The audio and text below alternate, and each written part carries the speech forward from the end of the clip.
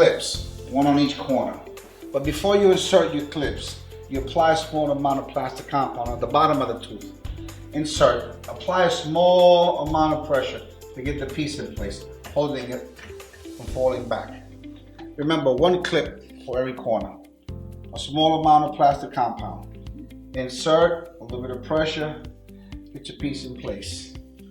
Now, before you put your new piece of rock in place, again, you apply a small amount of plastic compound on each clip.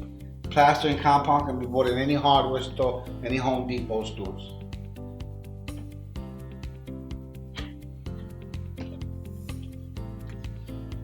Put your new piece in place. There you go. Now, an opening has been left around the new piece, an 1/8 of an inch opening. This way you can apply plastic compound all around the opening. Plastic compound dries hard, dries quick, expands, holding your new piece in place.